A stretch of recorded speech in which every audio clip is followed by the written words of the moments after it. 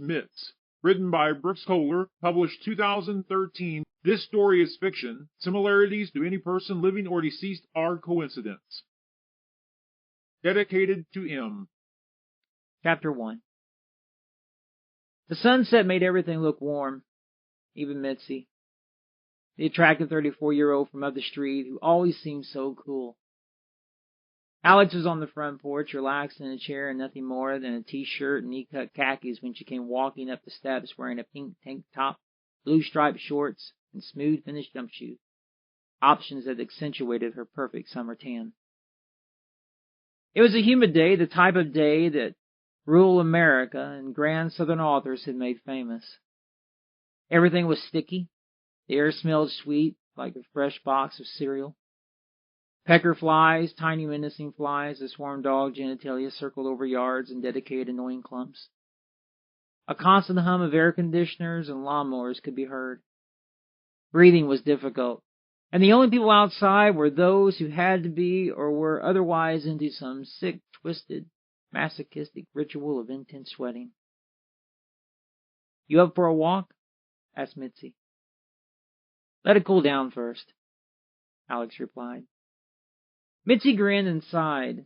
She looked good when she did those things. Her tender years had been good to her.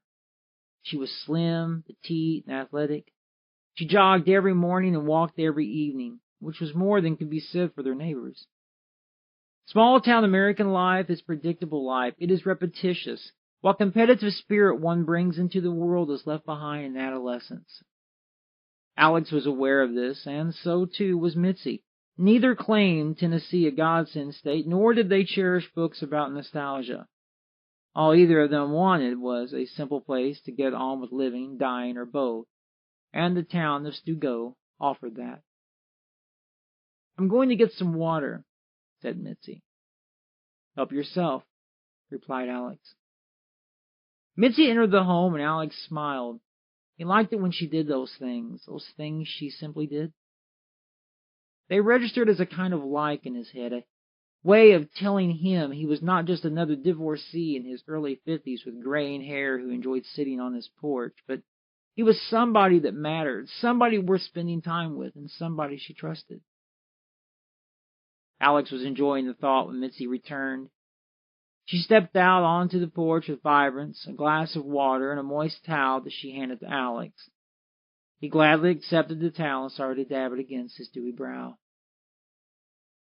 "Bingo Gata this Friday?" she asked. "Sounds like a plan," said Alex. "There's some festival going on, I think." "Good. Are you just saying that?" Alex came to and focused on her. "I'm sorry," he said. "Long day." Alex handed the towel to Mitzi, and she walked to a chair where she took a passive seat. "Tell me about it," she said. It was the thing he liked most about her. Besides her looks and youthful love of life, two attributes he admired, what he enjoyed most about Mitzi was her desire to truly know what he was feeling, and with this comfort and her ease, he began to share his day with her. Alex talked for hours. He talked so long that the western horizon began to burn red and the shadows began to stretch east. He told her about how his stocks were down, how his coffee maker had a leak, and he had to purchase a new one. He shared with her that the house was making a strange sound, and he was certain it was caused by bad plumbing.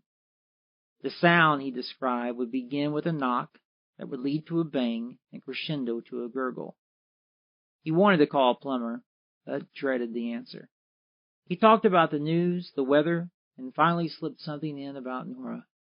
He had to talk about Nora, and Mitzi knew he did. She had been waiting for him to lay in with some story about her, some memory he had tucked away that needed recalling. He told her about a trip they had taken to Washington to see a friend she had who was sick with cancer. He told her the story and then settled into silence. He talked about her a lot, especially at night, which brought on the somber tone. He was sitting there, staring off into space. Mitzi was lost in his story and totally forgetful of the time, which, while he had talked, had slipped from hazy, lazy evening to sleepy, weepy night. "You up for that walk now?" she asked. Alex let go and grinned. Sure thing, he replied. Let me get my shoes. Chapter 2.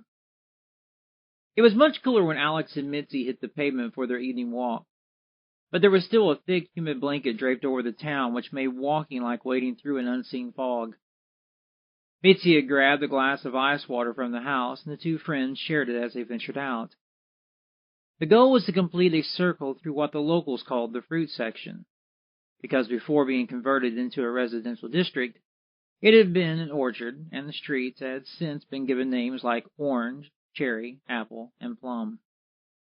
They started out on Morgan Street, the street that both Alex and Mitzi lived on, a street known for its collegiate-style homes, and walked west until they arrived at West Spring, where they had made a right and followed the street down to the intersection of South Green. At South Green, they proceeded west to Orange, and from Orange to Orchard, from Orchard to Cherry, and from Cherry to West Spring, where they followed it south until they arrived once again at Morgan. This was their typical route, and each had a favorite section. Mitzi enjoyed the houses along Orchard and Cherry, and Alex was fond of the homes on Orange. The houses on Orchard reminded Mitzi of the suburbs she left in Peoria, where ranch-style homes were well kept, and the lawns were brightly lit. And to Alex, the winding, curving route of Orange, with houses that looked as though they could be in Long Beach with low profiles but distinguished in design, appealed to his sensibility for clean, artistic discretion. He especially liked the low canopy trees, and how many of the trees looked exotic and foreign to the landscape of rural America. They planned that, you know, he would say as they passed through. We got the trees in our yards that just grow up, but these people wanted these trees. Trees like that, he would laugh, go to good homes. Maybe he was right. Maybe he was wrong. Mitzi did not care. She simply enjoyed the walk and being with Alex. He was older and perhaps more set in his ways than a 36-year-old bachelor would have been, but Alex was always there for her when she needed him, and he had life experience that made him a commodity in a town where dreams were limited. He had spent the early part of the 1990s as a manager for a grunge rock band, traveling across the Northwest, meeting all sorts of spirits that were loose and free in those times. Some of my best friends are criminals, he would remark, joking on a riddle and making a reference to the radicals that were part of his life in those days. But then, just as soon as he would let that go, he would move on to Nora, who, he said, broke his heart, and that's why I'm here and not in Denver. When he would speak of Nora and slip into a talk of Denver, he would do so as if on cue. It usually happened on the last leg of their nightly walk, when they were beginning to close in on Morgan Street, and its homes with large front porches ordained and ceramic pots filled with luscious green plants made visible at night by yellow light through curtained windows. These images brought out something in Alex that made him almost godlike to Mitzi. His eyes seemed to glow just staring at the homes as if there was some special code that existed in the pattern of ups and downs. He was one of the lucky ones in life who had been able to do what he wanted because he was smart enough to do what he could. And this meant that Alex's mind was always thinking about the next big thing, which in the late 1990s was online music. He had managed to get in on the ground floor when the internet was not closely monitored and the laws were so sketchy nobody understood how to legislate the cyber realm. With his knowledge of bands and his friends with creative interests, he helped to launch several music sites, none of which still remained in operation because none of them was legal. But what he did manage to do was set a precedent and help others to do the same, and by the time he was 46, Alex was sitting on cherished stock that was 11 years old and worth more than 4 times what it had been worth when he first invested. Whether he were well off or not would depend upon how one interpreted success. 2 years before moving to Stugo, he had retired from the daily grind, and if the American dream was defined as sitting on a porch with nothing to do all day except sip tea, wine, or beer and think about an attractive girl like Mitzi stopping by, then yes, Alex was an example to strive for. But that is not how he viewed himself. No smarts here, he would say humbly. People say I am, but those who know me know I'm lucky. Nora knew I was lucky. She never guessed twice on it. Mitzi would grin whenever he would excuse himself, but deep down inside she was mystified by his life and what Nora must have meant to this interesting man she had befriended and had grown very fond of. She would wink at Alex's recollections and take his mind off the past, but sooner or later she knew they would return to the pond of memory, and Alex knew she would hook his thoughts and reel them in. She had this gentle way about her, Mitzi did, that made even the most rigid story seem frivolous. Alex could walk for hours with this precious person from the north, taking each step on the gaze of her warm smile, her charm, her wit and way, knowing that by doing so he was gaining more than a step. So bingo got this weekend, asked Mitzi. They had walked until they arrived at the pathway leading to her home. Alex breathed in deep. He looked around at the houses. They were all so neatly lit up. And nearby, the sad, soft sound of jazz could be heard. He looked around, searching for the sacred melody. Coltrane, he said, waving his finger about, as though he were a beatnik. Who the hell listens to Coltrane around here? Miss Sanders, said Mitzi. She listens to all kinds of stuff. Alex nodded and rocked on his heels. He did a spin, ending with a subtle bow, and Mitzi chuckled. Yeah, I bet she does, he continued, slow and drawn. I bet she does. Their eyes met. Alex had a bashful look on his face that was almost childlike. I'm still trying to figure you out, said Mitzi. So are the police, he joked. Maybe, she said, soft and whispering. She leaned in close, and rising on her tippy toes, she got close enough to give him a kiss, close enough he could smell her lips, which were bathed in a sweet honey gloss. I want to kiss you, she said. I've wanted to kiss you for a long time now. And why don't you? So you can avoid getting a cramp in your toes. Because I can't, she said, relaxing. We're too good of friends. Can't friends be lovers? Asked Alex. Mitzi's mood changed. It was strange that it did, and Alex sensed it. I'm sorry, he said. You're right. A lot of men would be mad. My ex-husband would be furious, she concluded, rolling her eyes. Well, I'm not him, said Alex, bringing her back to him. I'm not like any man you've met, Mitzi. Her eyes grew wide with how he said it. In her mind, she was thinking, damn, this man is confident. He was, and she knew it. And all she could do was feel Alex chip a little more away from the protective layers she had built around her heart.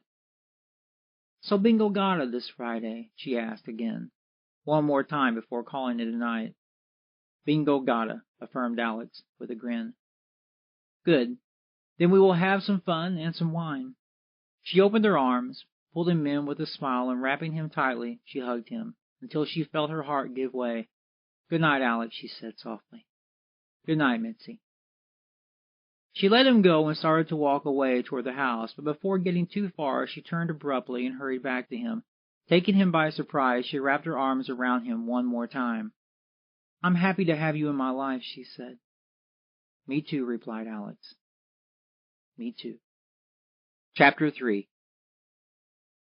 The weekend arrived, and it must have been an odd sight for the tourists to see a jet black, high-polished 70s cruiser van, complete with big bowed fender flares and dark tint double windows, pulling into the parking lot of one of rural America's finest wineries.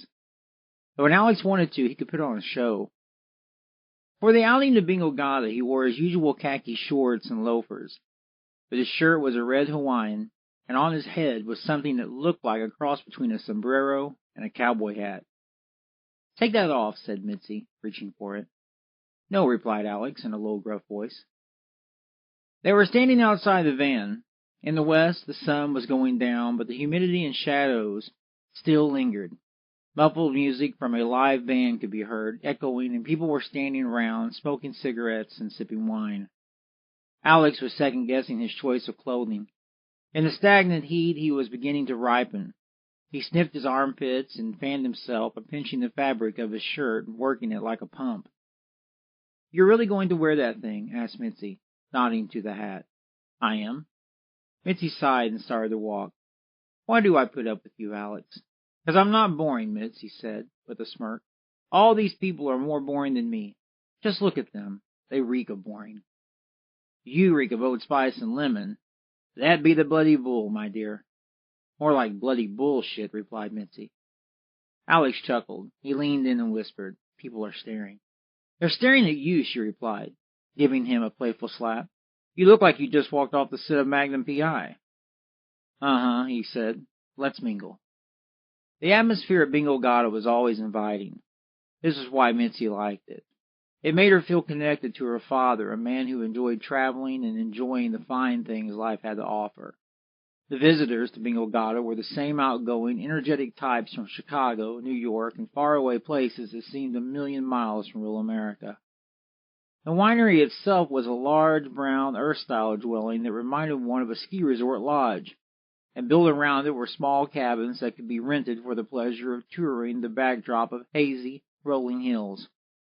In the center of all this was an amphitheater where musicians could perform their soothing tunes through towering speakers, and as Alex and Mitzi approached the gathered crowd, the music became more clear and less muffled. Immediately men began to notice Mitzi, and Alex felt a surge latch hold of him. As much as he hated to admit it, he was aware that there was an elitism to beauty, and someone as attractive and charming as Mitzi was an asset in a crowd accustomed to having the best, and as they eased through, Mitzi was aware, but was not offended. She simply smiled and acted as though it was a normal night out, and by all accounts it was. The two friends had been making the rounds nearly every weekend since the start of summer, so there was no reason to assume this night would be any different, especially when Alex spied Sully Higgins, a local businessman who fancied himself a Southern gentleman despite living most of his youth in the Yankee North. Sully was a winner, the kind of man that would have done well in a world made of plastic. He always wore blue khakis and sported a golf shirt that looked fresh out of the caddy store. His clothing was a sketch pad of embroidered endorsements for whatever was new and hot in the pro golfing world. And even when he walked, he did so as though he had practiced his swagger walking from green to green. A mid-40s bachelor, Sully had tried on several occasions to get Mitzi to do something with him, which was polite code for dinner and sex. And every time he asked her the question, he did so in the same faint-hearted way in which people do who think they have money and ask a serious question while socializing. He would walk up, pretend to care, make small talk with Alex to test the waters, and with a raised, inquisitive eyebrow, he would toss out, So how you been? It was always a complete shut-off. Alex knew Sully was just trying to weasel his way into Mitzi, and she knew it too. She would always reply with refuse and walk on. But this night, Sully was very confident.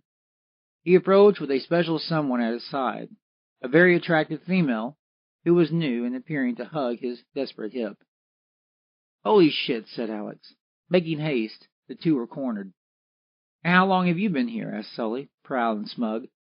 He was sipping a glass of white wine and pinching his lips to savor the flavor. We just arrived, replied Alex. We were on our way to the bar. And how are you, Mitzi? He asked, flashing a bright, bold smile. I'm fine, Sully. This is my friend, Claire Bridges, in case you were wondering. She had a young face, but was close to Sully's age. Mitzi acted smug in her response, saying, Actually, I wasn't, but thanks for letting me know. Claire is from St. Louis, continued Sully. She works with a digest doing a story on wineries. Mitzi turned away and chuckled into a cough. Alex grinned, but Sully was unamused. Is something wrong? He asked. No, replied Alex. She just got a bug or something in her throat. It started on the way in. Well, if you weren't such a cheap bastard, you'd have the vents clean that old carpetbagger you drive. What year is that? An 82, 3, 5? It's a 76, snapped Alex. Ah, yeah. You're into old things, aren't you? Replied Sully with a smirk. Alex returned a concentrated stare, the kind of stare he was known for in his youth, and when things were about to get nasty. I recommend you try something sweet to cure that, Mitzi, continued Sully. A chamberson should do the trick. Mitzi burst into laughter and doubled over. She stumbled a bit and eased away. Alex watched her move into a weaving pattern. I really need to go to her, he said. Forgetting Sully and his darling date, Alex rushed to Mitzi. What the hell is wrong with you? His, she gasped. His fly is unzipped. Really? Alex raised up and looked. Curious, he found she was right. Sully, like a fool, was completely unaware that the tip of his fat pink prick was poking out.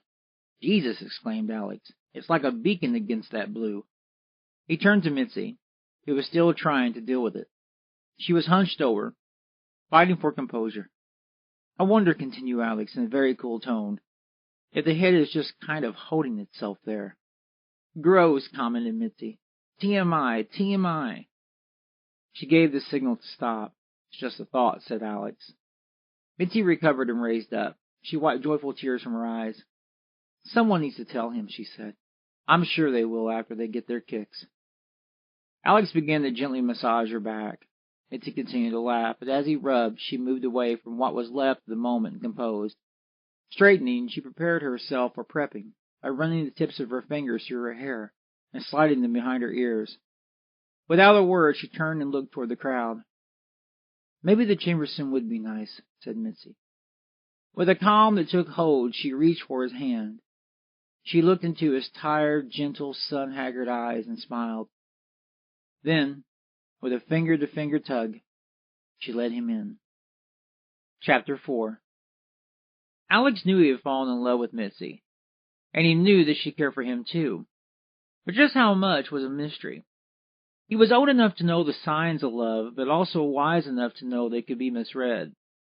As he grew older, it had become less important for him to say the word love, and more important for him to express it in ways that a word could not. He also knew that time was the greatest gift one could share with another. If he had learned anything from Nora, it was that life is made up of moments shared. So when they returned home from the winery and Mitzi begged for an evening walk, he did not hesitate to agree. But first, he had to prime the old two-legged engine. "What are you doing?" asked Mitzi, pressing against Alex's kitchen table. "Hell if I know." Alex was standing over the counter, near the sink, slicing fruit with a paring knife and adding the slices and chunks to an old metal thermos that looked as if it had been salvaged from a dump. Mitzi was fanning herself, enjoying the coolness of the home, a convenience to the damp air outside. "Is that clean?" she asked. "It was my grandfather's," boasted Alex. "He worked for the railroad. I was told it was used on the railroad to hold ice water, but who the hell knows?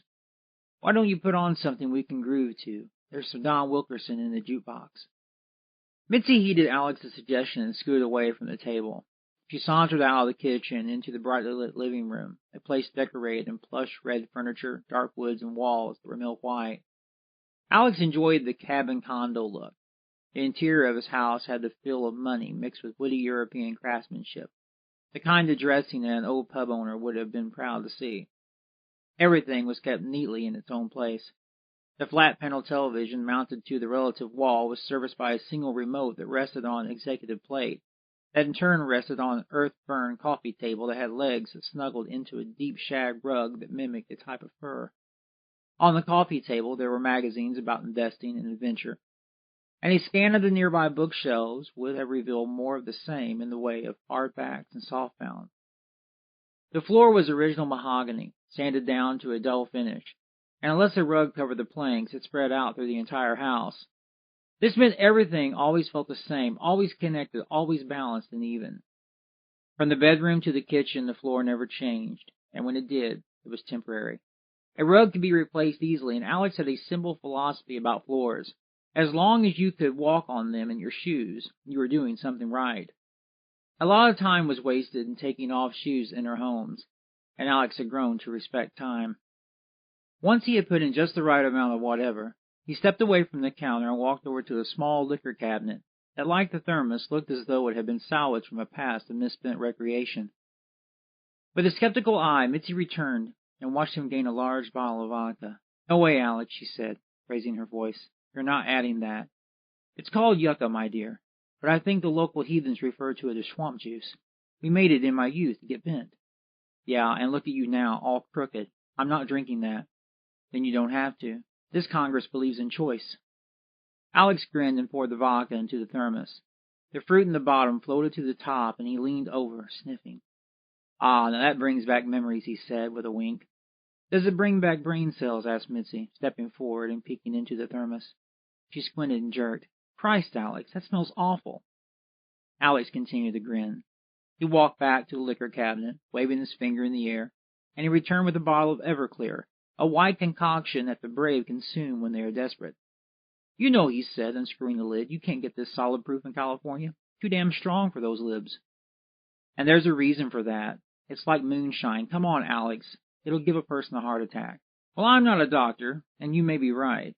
But it will most definitely give a person a buzz, which is not a bad thing when you think of it." "You'll have more than a buzz," she said. "You'll be lucky to crawl to bed." Mitzi looked at him. Her eyes were honest and sincere. Alex peered into the thermos and swirled it a bit. The chunks of fruit blended together with the alcohol, forming a kind of juice slurry. A silence fell on them. She could sense him change. His tensity relaxed. His humor faded slightly. Something was happening in his wonderful graying mind, and Mitzi was trying to figure it out. She shifted against the counter, placed her back to it so she could think off into the kitchen. 19. "Seems like yesterday," he said. Mitzi looked at him. "I always thought I would outgrow it, but I can't. No matter how far off I get from it, it still seems close." He whispered the words as though he was going to cry. Mitzi leaned over and placed her head on his shoulder. "It's the wine," she said, comforting. There was only a moment, and Alex came to. "You're right," he said in a eureka tone. "I'll put this away and make us a turbo." Alex started to rush across the room, but Mitzi took him by the hand. She stopped him and tugged him back. "Let's just walk," she said. Chapter 5. For their walk, Alex brought along a small radio with hours of stored jazz. He turned on the box, and the sweet, soothing sounds of something found online came out of the tiny speaker. Mitzi started to skip ahead in a playful way, and Alex bobbed his head in a cool, jazzy style. Luckily, a breeze had arrived to stir the stale air, and the lingering heat of the day had become less stifling. Around them, wisps of air caused leaves to sizzle, and a comfortable feeling akin to ad hoc bliss settled over the town. "Should have made that turbo," said Alex. "You don't need that," replied Mitzi, slowing down and taking him by the arm. "You got me." She said it in a cute girl way, dorky and flirty. She winked and once again bowled ahead. Alex continued to bop along while she did spins in the street. Watching her, his mind went back to a memory of a scene that was similar, except there was snow and ice, and nothing but silhouettes and moonlight. For a moment he could see Nora, and for a moment he was out of Stugo and back in Denver, back at the old farm pond that would freeze over, back in the apartment economically priced for those without any money or any big plans. Mitzi was twirling, laughing, and giggling in the pleasantness. She caught a glimpse of Alex's face, and her excitement eased. "You there?" "Go ahead. I'm fine." Mitzi dropped her head and allowed her arms to go limp. She sighed and waited for him to come close enough so she could look him in the eye. When he did, she stopped, and Mitzi raised her head. "You know I can't be her," she said. "I never said you could. It's just that I've already had that." "I know. And you don't have that with me." "But you still go there," added Mitzi. "And I can't really help that," he said in a reminding tone. Mitzi put her head down. Alex lifted it with his finger. "Hey," he continued softly, "what's this? We got a great night for walking. Not too hot, no clouds in the sky, and somewhere in my colorful past I pilfered some of the best jazz I ever heard." He held up the radio as proof. A whirling horn was spinning out. Mitzi nodded and grinned. She stepped close to Alex and put her arms around him. Her petite frame felt good against him, and something else, down below, tucked and hidden, enjoyed it too. "Why, you pervy old man. You should be proud. That's all natural." Alex gave a coy wink, the kind of action that ushers a response, and it did. Mitzi tapped him on the chest and sprang away from him. She was once again spinning and dancing, and did this for several minutes before finally hurrying back to his side and taking him firmly by the arm. "I want to walk Plum," she said. "Then we shall," replied Alex. "It's shorter," she said, "but it's different." "It is," added Alex. Plum Street was a midpoint between South Green and Orchard and connected Orange to Cherry, cutting walking time in half. Starting at Orange, a person entered a grove of evergreens that covered only a few acres before fading out and opening up to houses which consisted of ranch and suburban single stories. At night, a hodgepodge of green and orange street lights lit the way through the center of the section. The green lights being the old-style yard lights the city had not yet replaced with the more illuminating orange. This caused the evergreens to give a foreboding feeling, as the light spectrums beamed and cast shadows long and narrow, the old mixing with the new in some strange sense of progress. From Orange they arrived at Plum, and Alex stopped. At one time this was woods, then farms, then this, he said. I hope it never changes. Mitzi looked at him. He had an enchantment in his eyes. You're deep, she said. Deeper than me. I've got years, he said kindly, and places like this, places you can walk, are vanishing. It was a sad thought, and Mitzi sucked it up as just one of the many sad things Alex could interject for no reason other than he could. She was trying to dampen the thought when the music on the radio changed to a Latin groove. Damn, said Alex, confused but pleased. I thought I lost this. Guess not, said Mitzi, strolling on. She entered the shadowed Plum, and Alex followed, changing his stride to take on the new beats, which were fused with choruses of happy islanders singing in rhythm. Ahead of him, Mitzi walked, but slowed until Alex was beside her. Reaching down, she took him by the hand and held it in a friendly, consoling way. Can I stay at your house tonight? She asked. Chapter 6. The next day, Alex woke to a surprising fix. Beside him in bed was Mitzi, and beside the bed on a small table was a nearly empty glass of what appeared to be his yucca, swamp juice, or preferably prescribed God knows what. His head was slightly pounding, a result of a mild buzz from the awful mixture, and his mouth was sticky, which meant other mysteries existed that would be revealed in clever hints.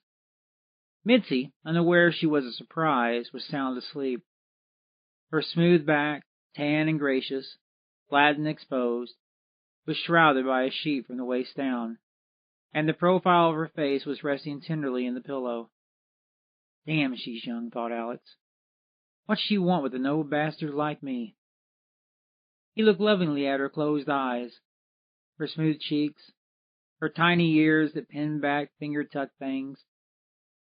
He was amazed by her plump pink lips that appeared like candy, and the way she breathed, which formed a wonderful pulsing experience. Alex thought for a moment, and then the warmth hit him. He raised the sheet and discovered he was still dressed from the walk, and still wearing the shoes from the night before. He dropped the sheet and laid his head back in tempered disgust. Well, sex didn't happen, he said. Hearing his comment, Mitzi opened her eyes. What time is it? Alex looked at the clock. It was almost 10. Chapter 7. Rays of heat radiated through the windows. All through the house the sun claimed spaces to light up. Alex rose from the bed, sauntered to the living room, made shade, and stretched in the glow of the new day. Around him there was an energy, and from where he stood he could hear children laughing, a person talking, and the all-too-familiar sound of air conditioners that hummed consistently. Riding over the hum was the sound of bebopping jazz. The jukebox was still playing from the night before and had landed on something fast, something that would have made the Beat generation envious. Alex recognized the tune as a six-fit shuffle, a crazy swing style he had grown accustomed to while working with the bands. He remembered, and how he remembered was strange. For at the time he was in a Boston motel, taking some odd-colored pills with a surfbird promoter named Tunster, and listening to the groove. The guy who gave him the pills was complaining about not having any high-speed retro-punk to slam dance to, and the Fast Six was all Alex had. Tunster popped a pill and fainted from exhaustion. The guy who gave them the pills thought Tunster had overdosed, and he split. Alex feared and loved those days. He turned to the jukebox and grinned, oozing devilish grin. Coffee? Said Mitzi, walking in, groggy. Alex turned and felt wonder. Even in the morning, Mitzi looked spectacular. She walked to the row of cabinets over the counter and opened just the right one, taking out their coffee tin and preparing the brewer. She added the right amount of grounds to the filter and the right amount of water to the reservoir. Then, once finished, she exited the kitchen and returned to the bedroom. Alex stood waiting, thinking, and soon the shower was hissing. A knock at the door startled the scene. Alex looked toward the door. The knock came again, and then he moved. Walking to a window, he looked out to spy. Tension took hold of him, and he backed away. Placing his hand on the door, he opened it quickly, and the knocker was revealed. It was obnoxious Sully and his femme fatale from St. Louis, Claire Bridges. Sully was wearing his usual golf promoting apparel, khaki shorts, yellow short arm, and plastic smirk, but Claire was completely refined, wearing a summer dress befitting a fine day in Paris. "Did we wake you?" asked Sully. "You think I sleep till noon?" replied Alex. Claire snickered and covered her grin with her finger. Sully turned to her. It was obvious she was not as sure about his demeanor as Sully was, and she stopped. "Claire wanted to speak with you," he said, begrudgingly. "Oh, really? About what?" "My story for the Digest. Sully said you're a man with tailored taste." "I've got a taste for lots of things," said Alex, "better choice in clothes being one. But I'm not sure you want me. I'm more into hard liquor." "But you go to the winery." "I do, but mainly because Mitz wants to go." "Mitz? He means Mitzi," scoffed Sully, scornfully. Alex smiled. He knew he had him with that one. "Yeah, Mitzi," continued Alex, dusting off the subject. "She likes to go damn near every weekend. But as you can see, I'm a back porch kind of man." "That's code for drug user," Sully whispered, with hand to ear. "I know what it means," affirmed Claire, pushing him away. "But I would have never thought that about you, Alex. This place is amazing. Is that Burley's I see?" "It is, and that there is Soma soap brought in from the strange port. I've never been, but I've got friends in strange places." He smiled real big and rocked on his heels, the way a person does who is overly confident in winning. She looked over Alex's shoulder and studied the room. "May I?" she asked, inviting herself in.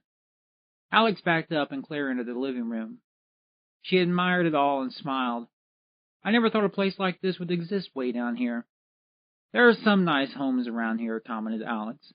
"The university is right up the road. Lots of professors, teachers, judges, dropouts, hoodlums, and on parole. The whole shebang of people who tried and failed have whittled out some pretty interesting living spaces around here. Have you seen Lazyville?" "Why, no." "Sully," scolded Alex, shaking his head in a sigh. "Why in the hell didn't you take her to Lazyville?" "It's not the kind of place I think you would like," said Sully. "The hell it ain't," laughed Alex.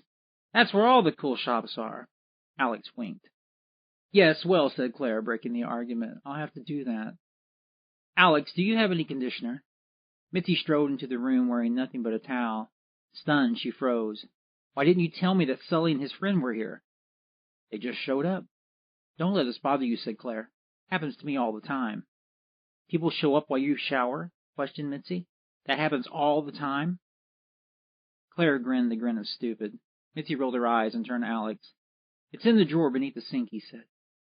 Mitzi gave him a pensive look and then meandered off. "She stays here sometimes," said Alex. "I see," concluded Sully, in a suspicious tone. "And how often is that?" "Why is that any of your business?" questioned Claire. "I'm only asking," replied Sully. "It's all right," interrupted Alex. "She lives up the street. We walk, and she stays. Life in a small town. Go figure." "Yes, well," said Claire. "We don't want to keep you any longer than we have to. Would you be up for an interview, Alex?" "Me?" "Yes, you. If you are as outgoing as your reputation." "He's not right for your story," whispered Sully. Claire turned slowly. She glared. Sully cowered. "I can meet you here or anywhere you like," she said. "How about a walk, if that's cool? Things seem different when you hoof it." "Okay, sounds great." "Good. Then walk it is," said Alex. "Be here in the morning around 7. Okay." Claire smiled and focused her eyes on Alex. Hers were a deep, rich green, and for a moment they connected, sharing a thought, but Sully was not impressed. "Are we leaving?" he asked. "Yeah." "Then let's go," he said, stepping out. Claire gently exited the home, following Sully out the door and onto the porch. As they walked away, the thick morning air reminded Alex why hell is a place to fear. The heat was causing wavy lines to form over hot objects, and already a sweet, honey pungent smell was churning up. Behind him, Mitzi, cool and moist from the shower, snuck up. She quietly approached and playfully raised her hands and cradled his cheeks.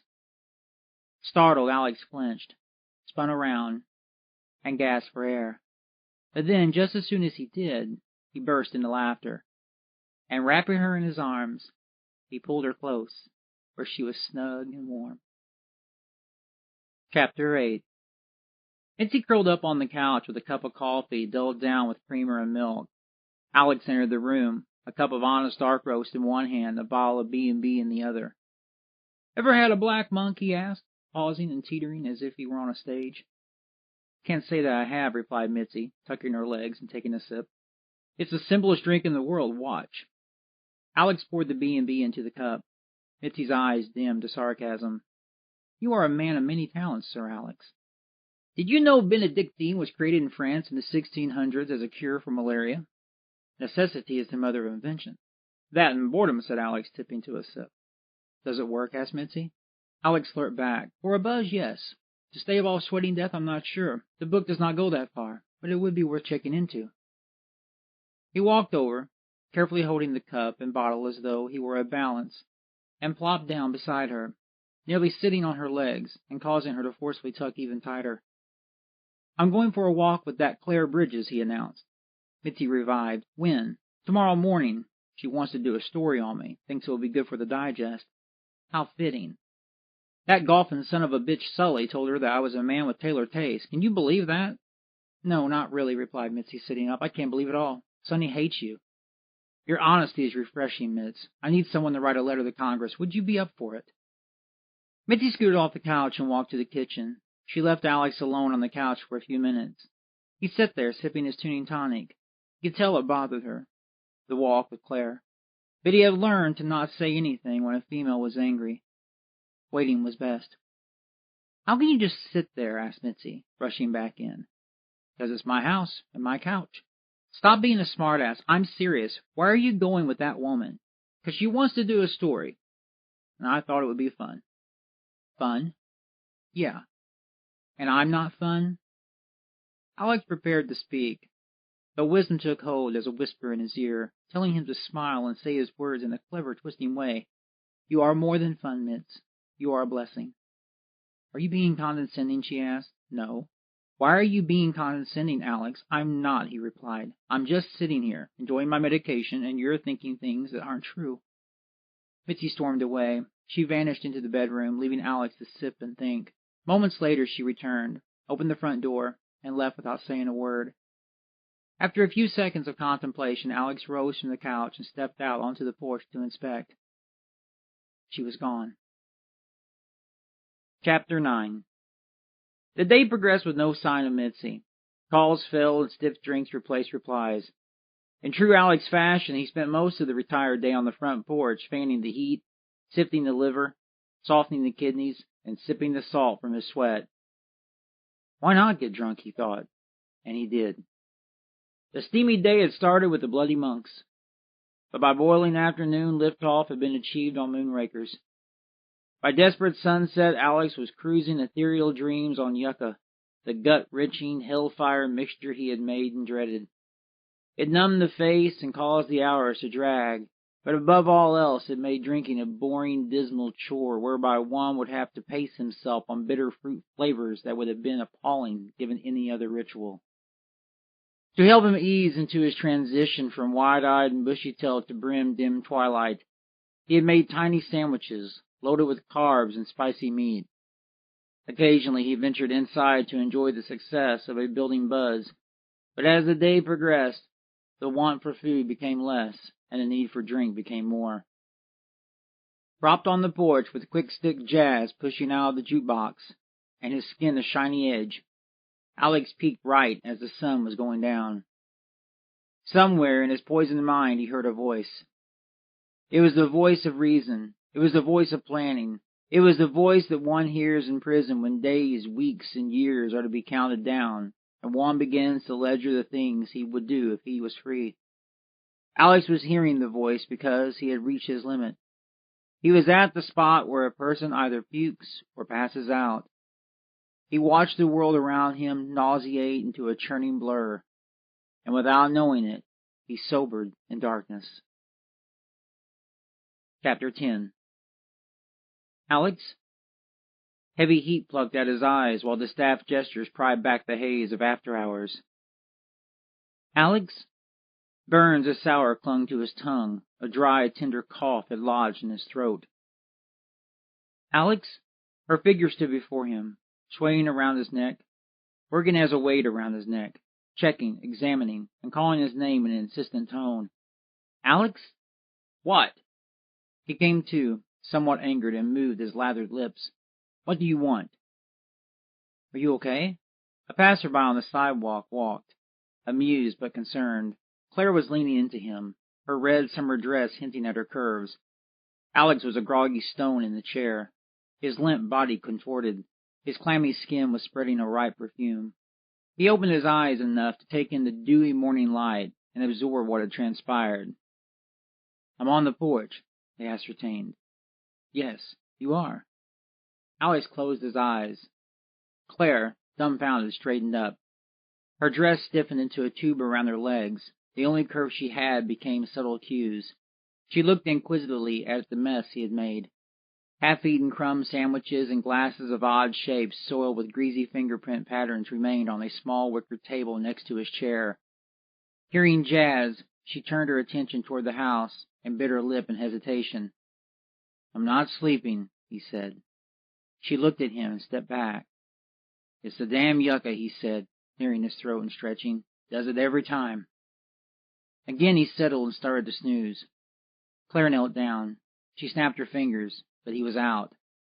Hey, if you want, we can do this some other time. I have a few days. No, said Alex, smacking his lips, coming and going. I'm all right. Just let me have a moment to catch my breath. His moment faded into a night-night, and Claire stood. She placed her hand on her hips and spun around, causing the dress to widen out.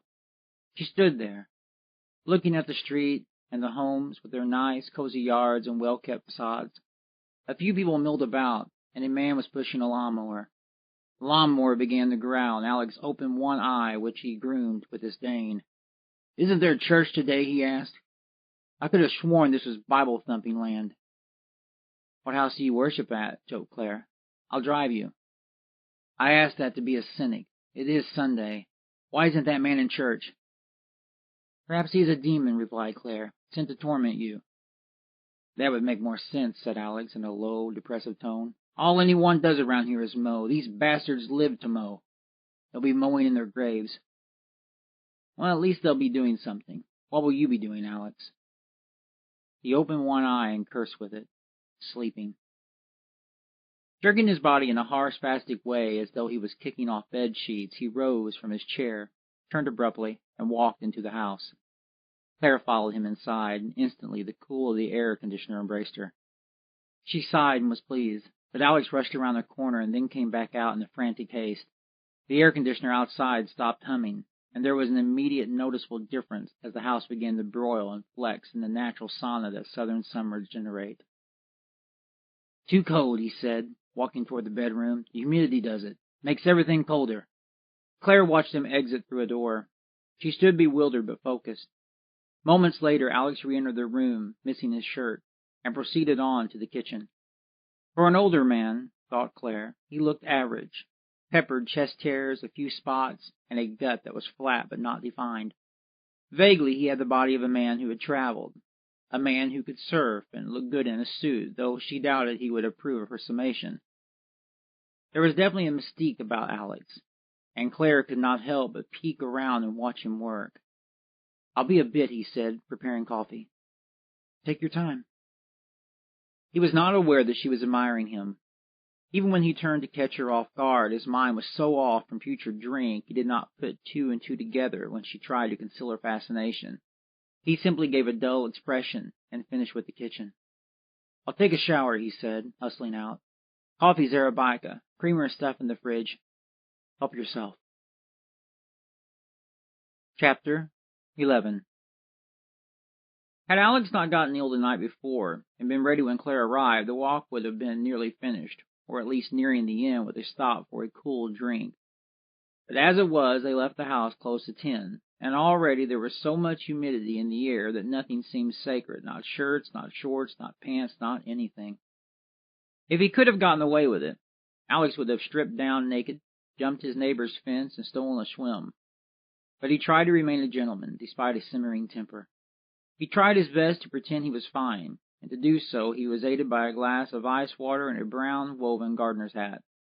Beneath the hat he wore a pair of turtle-shell sunglasses and a drunkard's smile, which consisted of a big grin whenever someone honked or said something worthy of a big grin. The rest of him looked as if he was ready for a vacation in the Bahamas. He wore khaki pants, soft-padded flip-flops, and a bright beach shirt that sagged around his hips and projected the image of a person who is fond of birds with large beaks.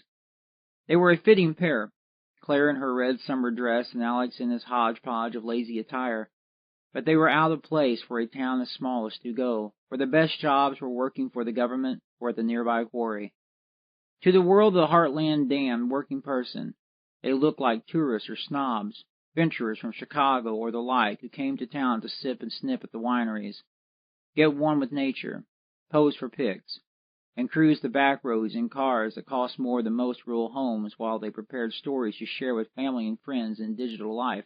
The world of the impersonal plastics where bright, perfect teeth were a birthright along with perfect children, perfect planned retired lives, perfect pets, and perfect plumes groomed on gleam chemical city water.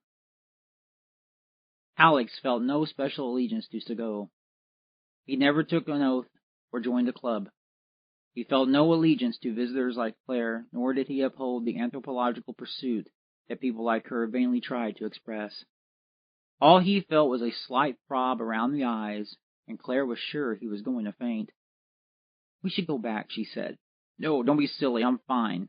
I do this all the time. Drink all night and go for walks."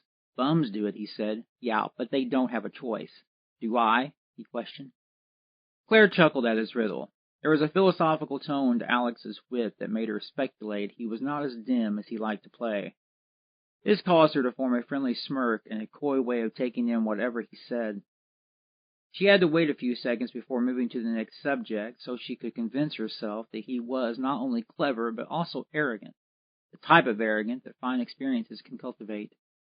"This heat," complained Alex, "never stops." "Have you ever been to Florida?" "I have, but only for business. Hurricanes there, tornadoes here. I tell you, it's a conspiracy to drive people out of the north. I don't drink because I want to. I drink because I have to forget where I am." Claire grinned and sighed. "You cannot be this bitter," she proclaimed in a fine, thickish way.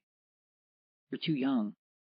He looked at her and nodded his head in fatigue. "Don't tell me you're one of those people who thinks 50 is the new 40. No, but science has worked miracles." "Then show me the fountain of youth," said Alex. "Where can I freely get gold?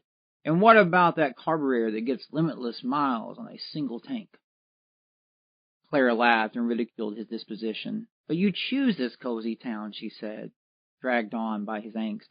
"I chose no hassle, which I am starting to get with the heat, the lawnmowers, and the mosquitoes the size of small aircraft. I'm thinking of starting my own airport in my backyard." It was a humorous thought. For a moment she could see him out there in the yard, directing traffic, but there was an irritability about Alex that got to her. "All right," she asked. "Where are we going? I am your guest." "Is that what you are?" "Uh-huh.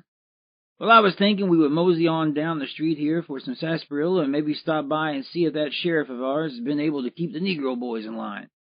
"Get out," snapped Claire, pausing with a wide jaw. "You did not just say that." "You wanted the full effect, you got it." "I didn't expect that," she scoffed, fending off the irrevocable. "How can you change like that?" "It's called honest," said Alex. "It's called racism." He became serious, and an air of respectability entered the conversation that made her think. He took off his hat. His hair was sticking up, fingering out in spikes. It was swirled and matted at the same time. Alex ran his fingers through his hair, and they glazed over with sweat and greasy conditioner. "You come down here, Miss Bridges, to do a story on the wineries, and you don't even know anything about the culture." "Are you still drunk?" "Unfortunately not." "And what makes you think this has anything to do with the story I'm writing?" "I'm writing about the wineries and what they mean to rural America, not whatever it is you're implying." "What I am implying is the culture. Look around you. These people have a past, and that past is their culture." They had walked to the intersection of South Main Street and West Jefferson. A large church was to their left, and a large church was to their right. Cars were parked along the street, and there was a pace about Sunday that was slow but building. With your cheeky comments, said Claire, I now know what you think about these people. Let me have it. You think they're bigots. Hardly, laughed Alex. Then what? I think they're people. Real salt-of-the-earth, hard-working types who find themselves in that strange, peculiar spot of having to choose between two worlds. Now you're religious. Why are drunks always religious?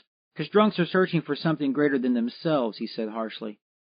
He was intensely upset. Her eyes were dim. Not everybody spends their weekends at the wineries, Miss Bridges. He turned around and started to walk back to Morgan Street. Nor on their porch passed out, she expressed, sure and loud. Alex stopped and turned to look back at her. She raised her chin in defiance. You don't have to say it, and you don't have to write it, he said. But you need to know it. It will come out better if you do. And you know about that? She asked, eyebrows raised, lips crimped on discretion. Alex kindly tip-touched his hat in a gentleman's way and continued on, leaving her to ponder in the heat that was muggy and clinging. Chapter 12. It was impossible for the remainder of the day to go without a hitch. Still unable to contact Mitzi, Alex lay down to rest, but his nap was interrupted by a pounding that was not in his head but at his door. Disgusted, he shifted from his comfy place and marched to the living room. Peeking out through the peeking window, he saw an awful sight. On the porch was Sully, the walking billboard for famous slogans and dried-up yellow men with freckled skin, and blemished men who were pot-bellied putters with bleached, frazzled hair and white bands on fingers from rings of fallen films. Bullied, Alex lunged and opened the front door in a flash to offset Sully. But he found himself staring straight at the mission man with eyes undeserving of forgiveness. See that? Scolded Alex, tapping his wired finger to a tiny outside button screwed to the frame. It's called a doorbell. Start using it. What did you say to Claire? Asked Sully. You obviously know. You're here. Alex backed away and retreated to the kitchen. Sully entered. She's upset, Alex. Sully was standing in the living room, anticipating a pounce. How about a woo-woo for your boo-boo? Said Alex, waving a bottle of vodka so Sully could see it. Stop being cute. It comes natural. Is this all you do? Asked Sully. I've heard stories. Alex moved out of the kitchen slowly. He walked into the living room, sipping from a nicely carved glass that, like most things in life, was discarded and saved. He crimped his lips and kissed the vapor, savoring the flavor while burning away his mossy throat. Then you know what comes next, he said in a biting fix. I drink and you storm out of here in a fury. Not a bad gig for a haphazard man in his 50s. Not bad for an alcoholic, concluded Sully. You're a drunk, Alex. Alex eased down on the fat couch, the one so amply admired by all his fleeting guests, and peered up at Sully with a look of contempt. You know, Alex, continued Sully, you can walk all over town looking like you're on a safari, but you're just a has-been hippie. This, said Alex, after taking a well-placed sip, from a man who carries a scorecard in his back pocket to make people think he's up on the game. And what's that supposed to mean? Asked Sully, offended. It means you're an unimaginative, uncreative, go-with-the-flow kind of fellow. And what's wrong with that? Nothing, if you believe in the status quo. Alex took a sip and discarded the thought. What you did to Claire wasn't right, said Sully, pushing through. Claire wants a story, reminded Alex. She wants to impress her editor, but it's hard to impress somebody with something they already know.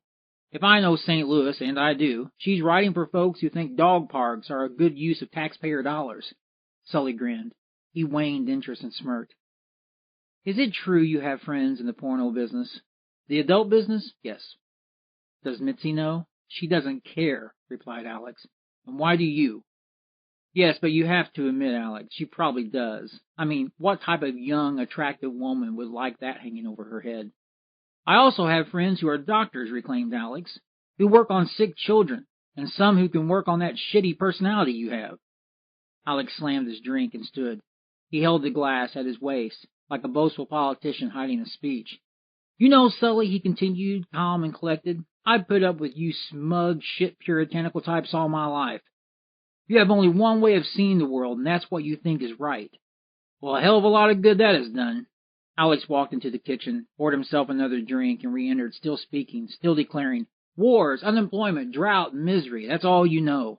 Because that's all you were taught. Your teachers didn't want to offend your delicate ears with the plain truth. Your critical thinking skills revolved around apples and oranges. Well, here's a lesson for you and the teetotalers of the world. I might be a drunk. I might be the scum that Darwin noticed crawling from the lake of life. I might be the stuff behind your ears that you sniff and jerk from. But I've done things that you can only dream of. With this mind, I've made plans. With these hands, I've built empires. I've caused eyes to grow wide and smiles to form. I put money in the pockets of backers, hackers, and graveyard slackers, while all you've done is drive around and adorn yourself in that Dale Carnegie philosophy of winning spirit. Alex hyphenated his fingers, accenting, and chuckled. He eased down onto the suspicious couch. Are you finished bragging? Asked Sully. I'm sure more will come, replied Alex. Come back in a few hours. Bring clear bridges for a real hoot.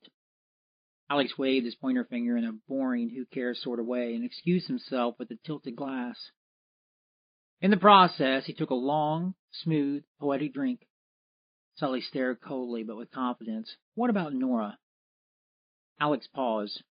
He pulled the glass away and sucked his lips. A sifting, sucking sound seeped out. What about her? He asked, pressing the glass on his leg, rubbing the rim, concentrating and direct. Rumor is she went schizo, and that's why you're here. Well, that rumor is true, said Alex. Only it wasn't schizo. Then what was it? She went dead. Sully froze. Alex took a fiscal drink and fell onto an awful state of not caring. She's dead, he continued. He swirled the glass, whirling the clear, numbing nectar in a spinning, revolving way. Died in her sleep from a broken heart. He raised the glass, tipped it to a nod, and slammed back what was left of his wild ride magic. Sully was quiet.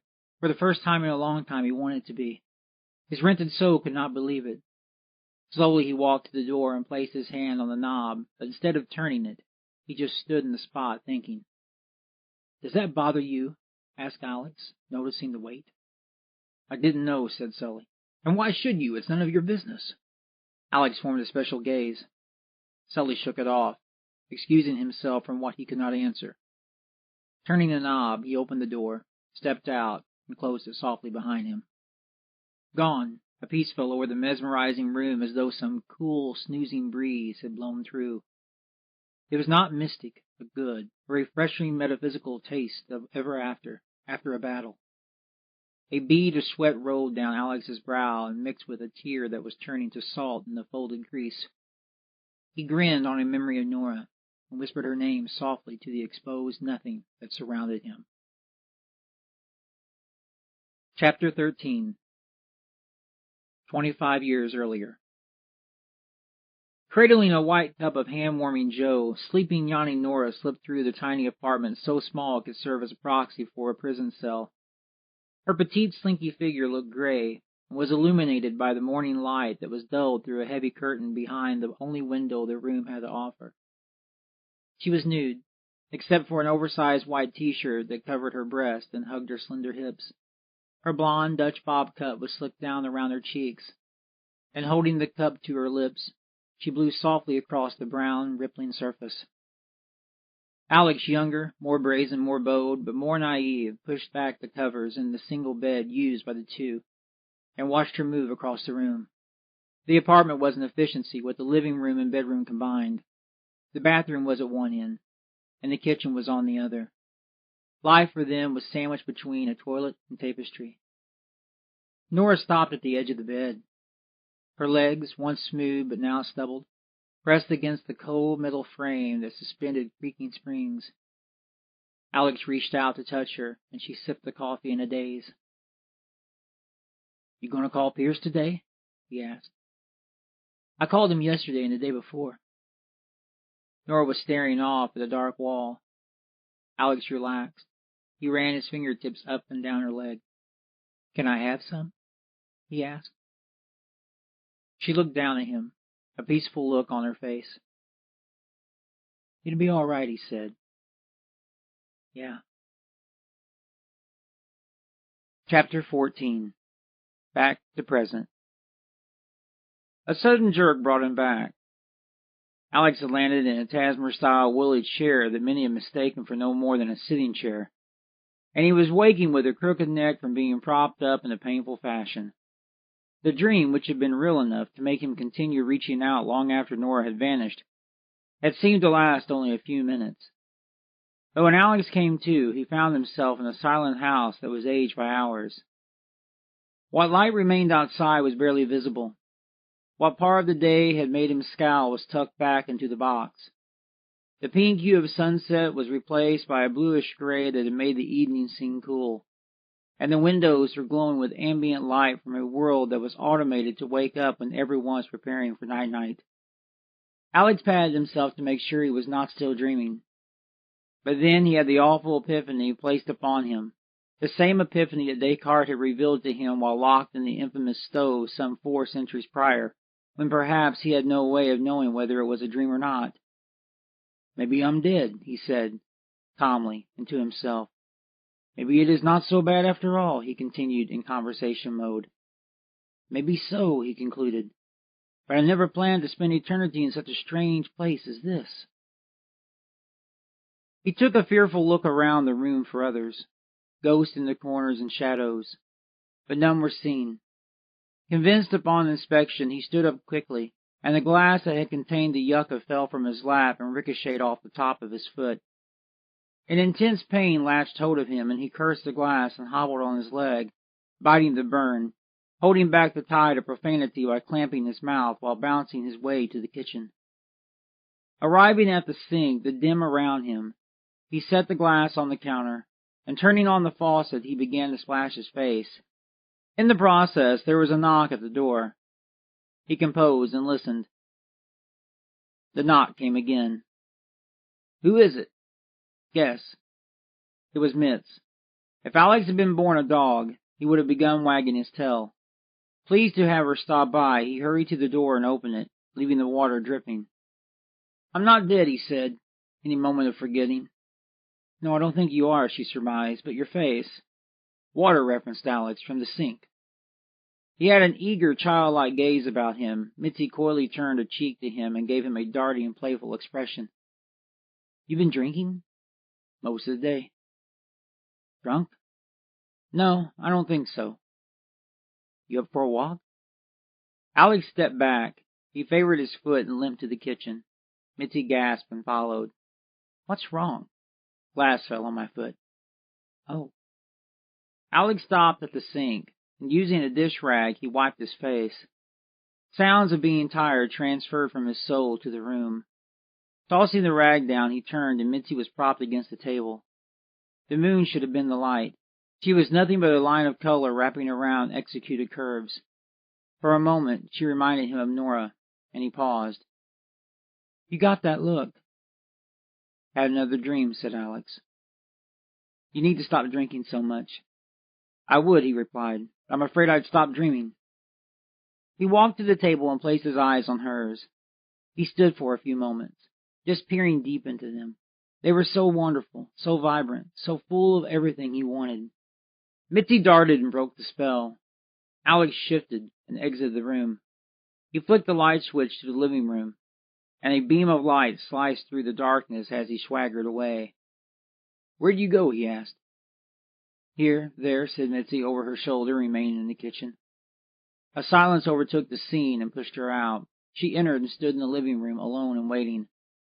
"I heard what you said to that woman." She did a quick spin, and Alex returned, wearing a new pair of brown khakis and a rolling clean shirt down over his hairy chest. The shirt was from some funky bar in Key West. It had a mascot of a woman doing the splits while holding up a drink. "Nice," said Mitzi. "Yeah, I found it. Who told you?" "Sully." "Sully? When did you see him?"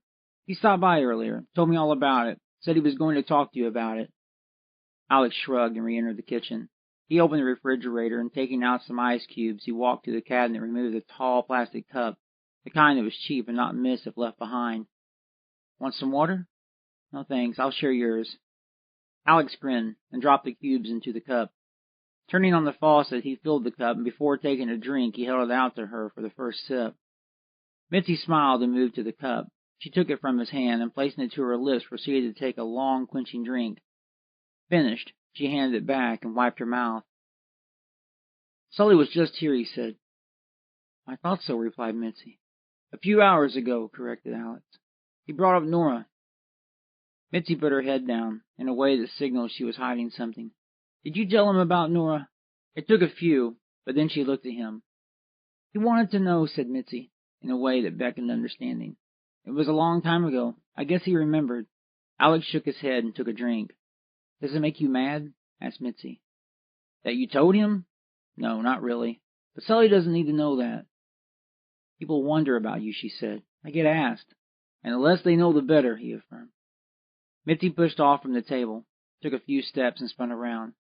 Are we going to walk or stand here? You don't like the dark? I don't like the conversation. She moved close to his chest, so close that she began messing with his shirt. I like it when we don't fuss. We're not fussing, he said. We're talking. Sounds like fussing, she said, tucking her head in a cute, bashful way. Then what you take for fussing is different than what I do. Did you miss me? She asked, changing the subject. Yes, he replied, softly, calmly, and with assurance. I did. Alex raised his finger and propped up her chin. It trembled against his poignant pointer. I don't know what we are, he said, but I like being with you. Mitzi smiled. Me too, but I can't be her, she said.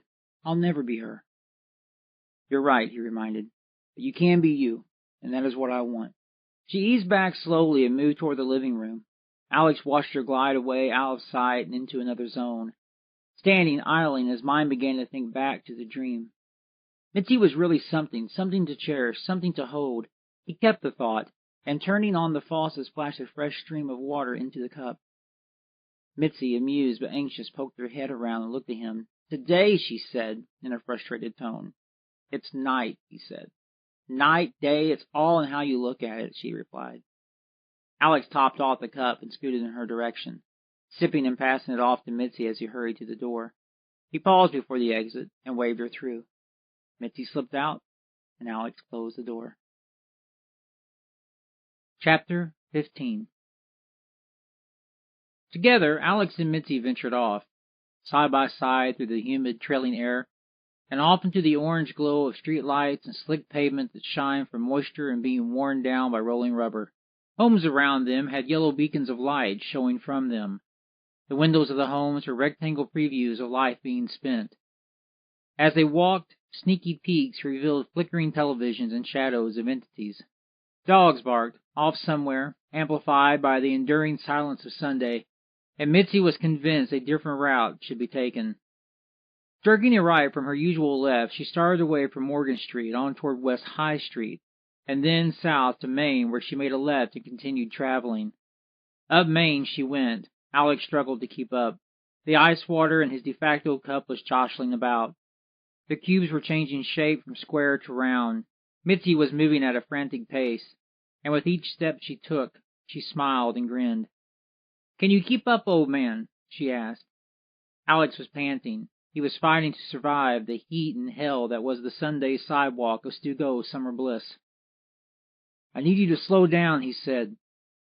Mitzi laughed and did a spin. She tripped, stumbled, and landed hard on the concrete, grinding her leg. Tears and shivers took hold.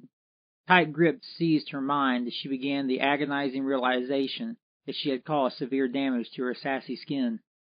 It hurts, she cried. I know, said Alex, tossing the cup.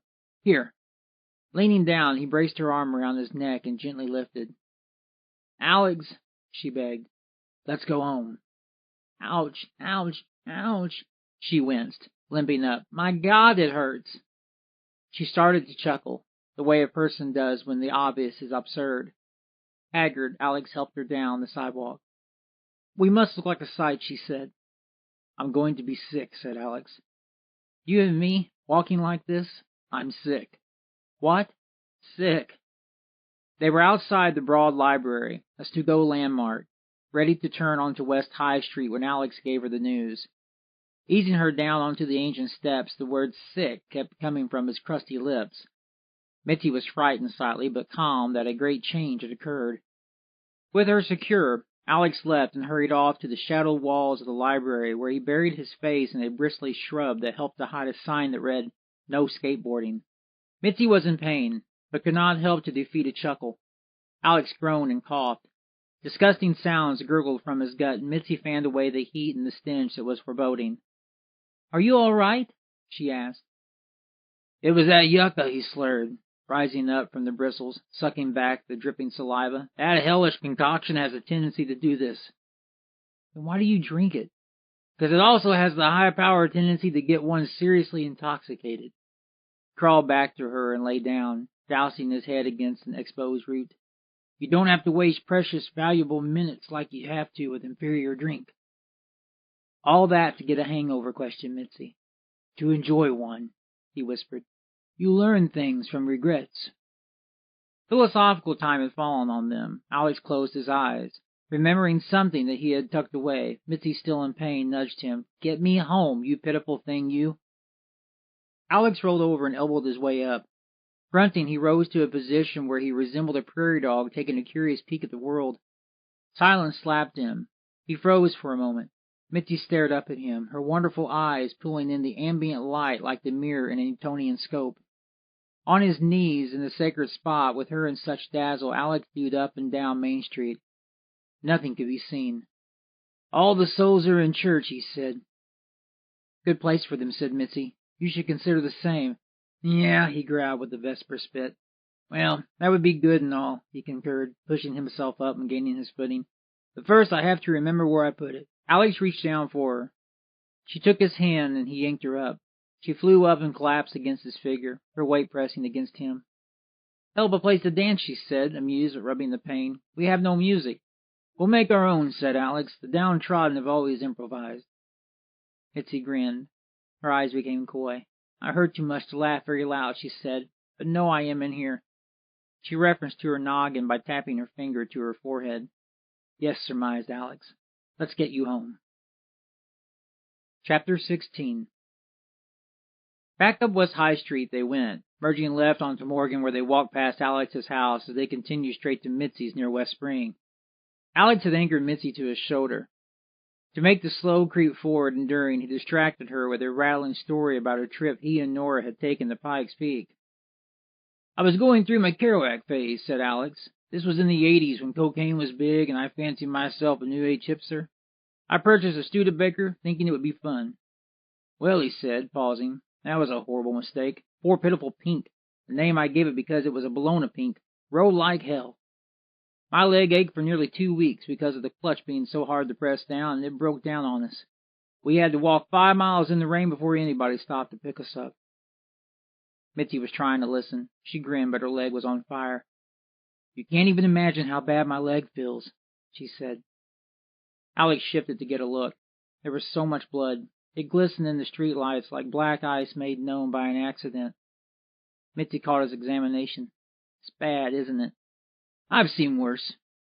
That means it's bad, concluded Mitzi. I'll have a scab for 2 weeks and a scar for a lifetime. I got some cream you can take for that. Is it legal? You have to ask? Yes, I do. I've seen your medicine cabinet. Finest drugs that money can buy. And money is the key word. Legal for all debts in private, joked Alex. Mitzi rolled her eyes. She knew he had friends on and off the grid. It was an attraction, to say the least. To answer your question, continued Alex, I wouldn't have it if it was legal. Why waste your time with bullshit? America's full of bullshit get-you-bys. We're a jerry-rigged nation. You have got to be the most opinionated person I've ever met, said Mitzi. How did Nora put up with it?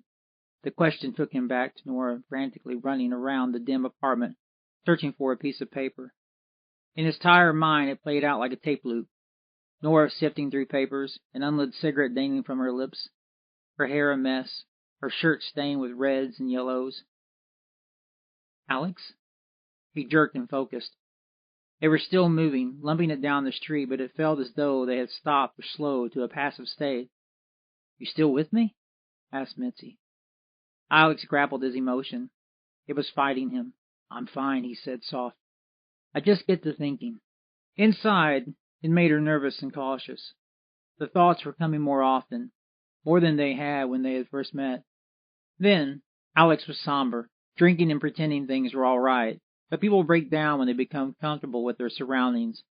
Small-town life was predictable, but that same predictability could also ruin life, make it not worth living when it transformed from comfort to the mundane.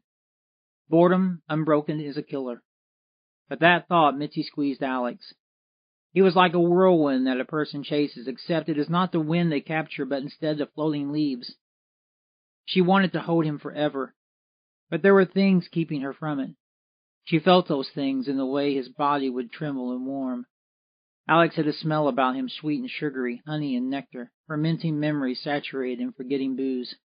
He was everything polite, authoritarian society feared, an anti-establishment radical whose dossier was invisible ink dots on agent's arm, and still, without Alex and his risk-taking kind, nothing would exist that made life worth living. His very denial of conformity composed the essence of the grand dream that many had found to be a pension plan birthright, and Alex may have been despised by those who wanted a better way, but deep down his lock-breaking vision was necessary to the whole function of it all. And even the better way folks had to admit that his speed bump removal philosophy was, too, a part of their open source agenda they so bravely refused to properly cite. Chapter 17. 2 weeks later. A brown butler derby was snug on her head. A chenille scarf was dangling from her shoulder. With prim, proper lips, Mitzi was propped up in the center of the room, her lovely tan legs folded Indian style, her shiny shoulders exposed through an athletic tank top, and she appeared to be channeling some far-off entity with palms up.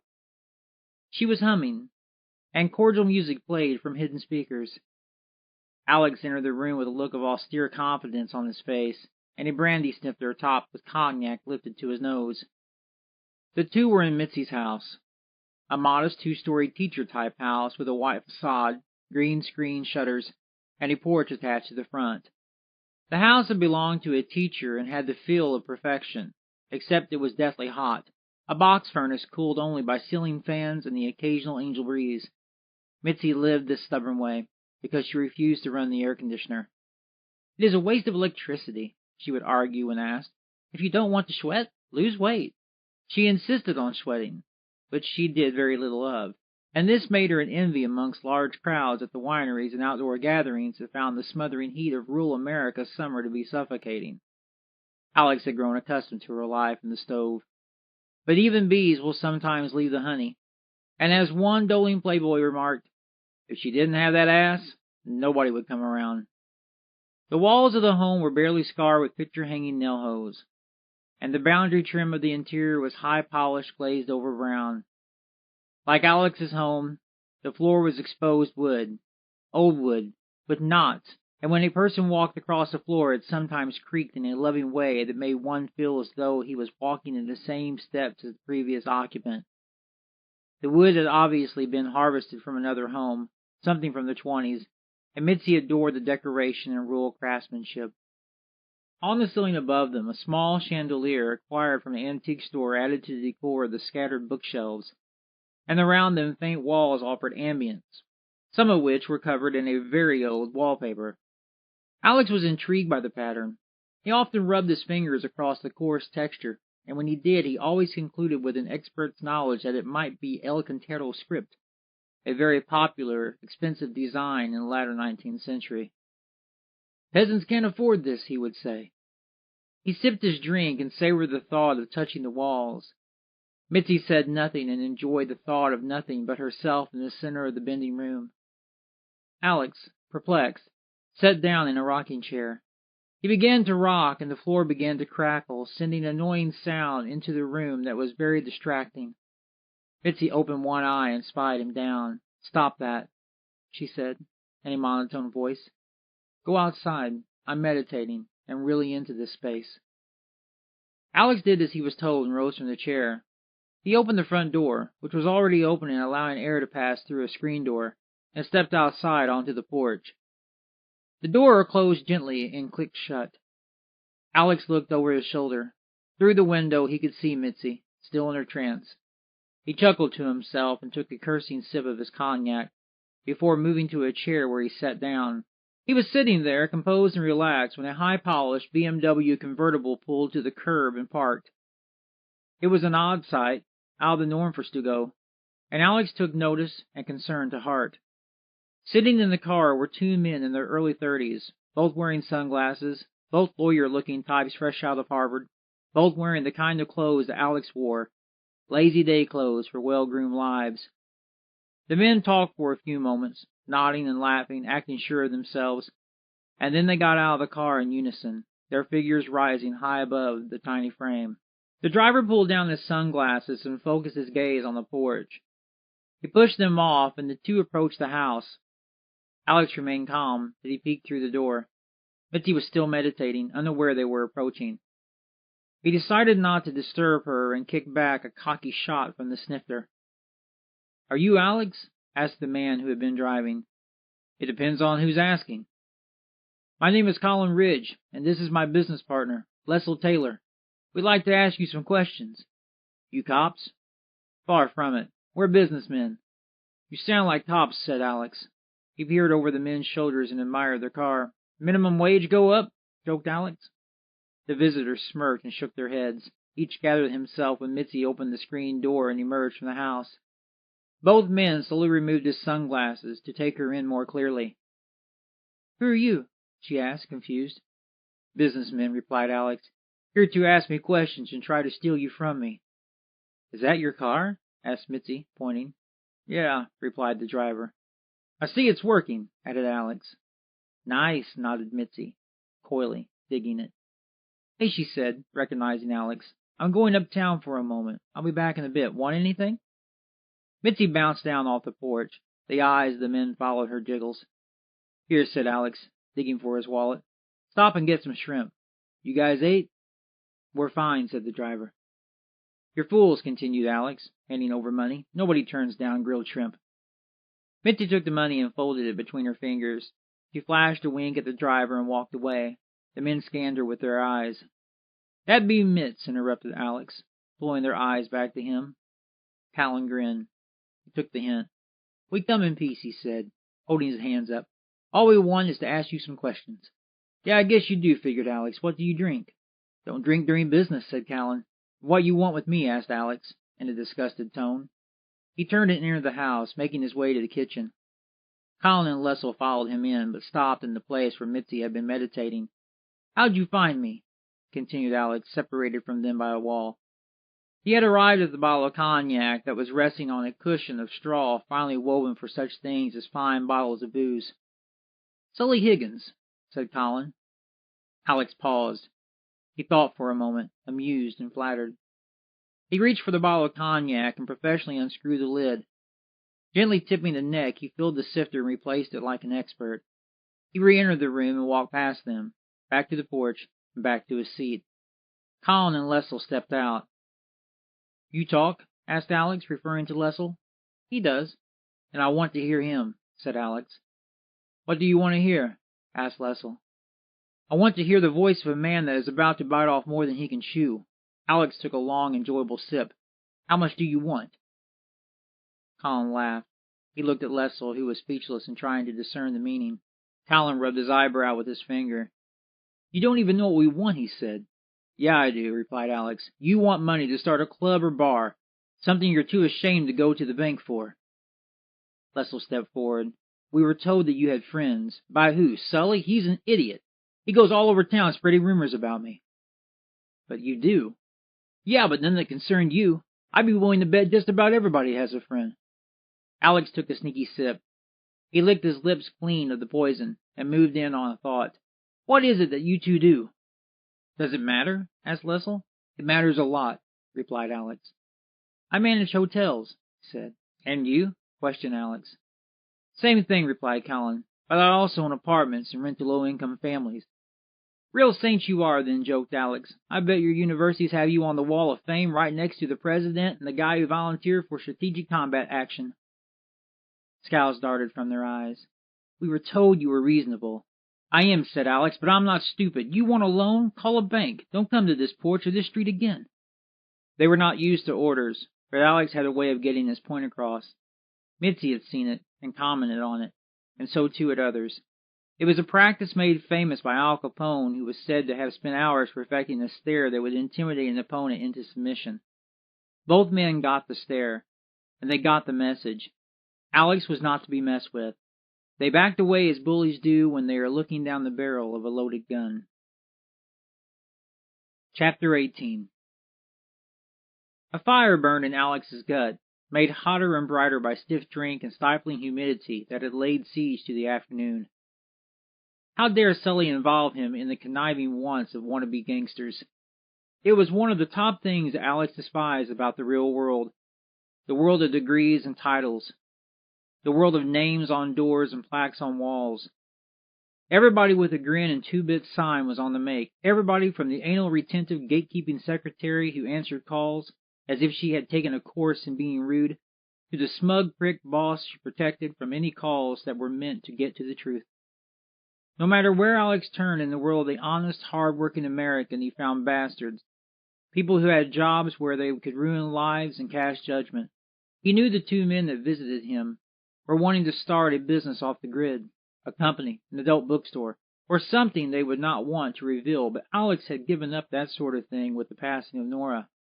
He still had friends, but they were his friends.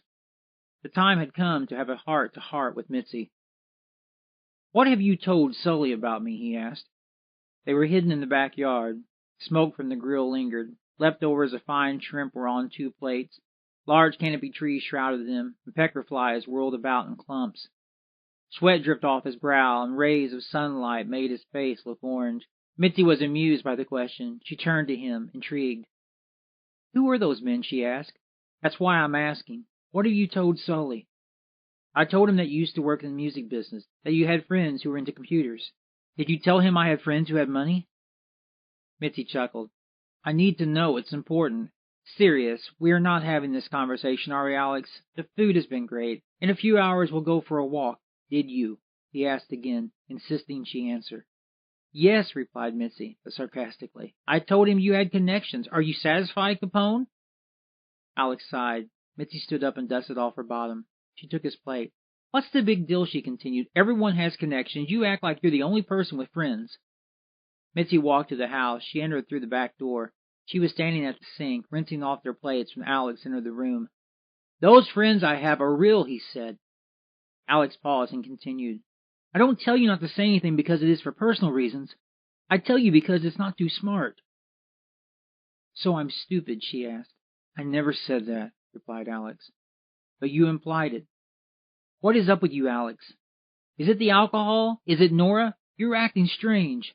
Mitzi opened the dishwasher and dropped the plates inside. Slamming the door, she stormed from the room. Alex followed her to the bedroom where she closed the door, but he pushed it open. "Hey," she shouted. "Listen," he said. "You need to know something." "What? That you're wanted for crimes in several states or nations?" "Maybe," he replied. An awkward silence hit them. She doubted. "Are you?" she asked. Alex grinned and propped himself against the door frame.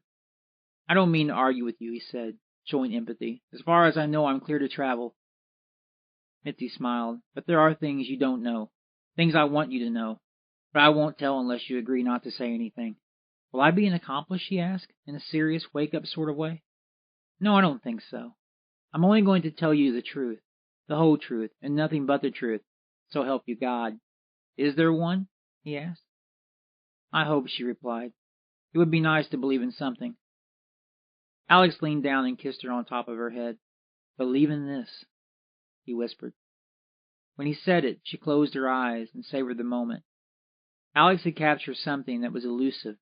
He rebounded and let her be. Chapter 19. The hours caused the daylight to fade, shadows stretched, and the windows began to darken.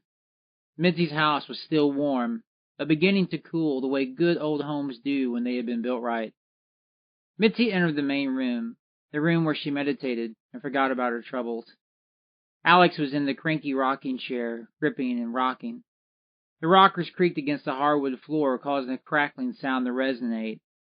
He had one leg crossed over the other, and resting on his leg as though it was a table was the sifter filled with cognac. He glared at her as she bent down and took a seat on the floor. "You know why I don't wear a suit?" "'Cause you don't own one," replied Mitzi. Alex grinned.